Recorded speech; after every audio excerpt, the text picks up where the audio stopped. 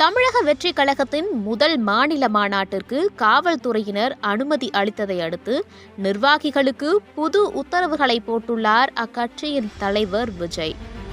வெங்கட் பிரபு விஜய் கூட்டணியில் வெளியான கோட் திரைப்படம் வெற்றி நடைபோட்டு வரும் நிலையில் திட்டமிட்டபடி வரும் 23ஆம் தேதி கட்சியின் முதல் மாநாட்டை நடத்த தீவிரம் காட்டி வருகிறார் விஜய்.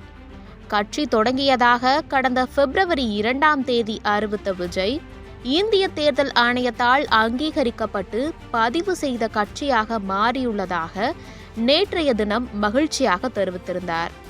வெற்றி கொடியேந்தி மக்களை சந்திப்போம், வாகை சூடுவோம் என்று குறிப்பிட்டு அவர் வெளியிட்ட அறிக்கையில் மாநாடு தேதி அதிகாரப்பூர்வமாக அறிவிக்கப்படும் என்றும் குறிப்பிடப்பட்டிருந்தது. முன்னதாக விழுப்புரம் மாவட்டம் விக்கிரவாண்டியில் வீசாலை பகுதியில் மாநாடு நடத்த அனுமதி கேட்டு காவல்துறையிடம் மனு கொடுக்கப்பட்டது. தொடர்ந்து மாநாடு தொடர்பாக போலீசார் எழுப்பிய கேள்விகளுக்கு பதிலளித்ததை அடுத்து நேற்றைய தினம் அனுமதியும் வழங்கப்பட்டது. காவல்துறை அனுமதி வழங்கிய நிலையில் மாநாடு தொடர்பாக கட்சி நிர்வாகிகளுடன் அவசரமாக ஆலோசனை மேற்கொண்டுள்ளார் விஜய்.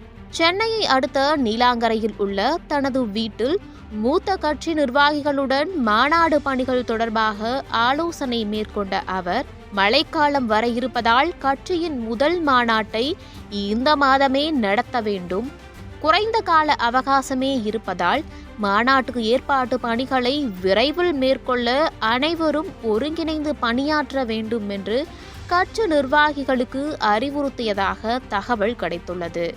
மாநாட்டிற்கான ஏற்பாடு பணிகள், பந்தல் அமைப்பது, நிர்வாகிகள் தொண்டர்கள் அமர்வதற்கான ஏற்பாடுகள், உணவு உள்ளிட்ட அத்தியாவசிய ஏற்பாடுகள் குறித்து ஆலோசனை கூட்டத்தில் விரிவாக ஆலோசனை செய்துள்ளாராம் விஜய்.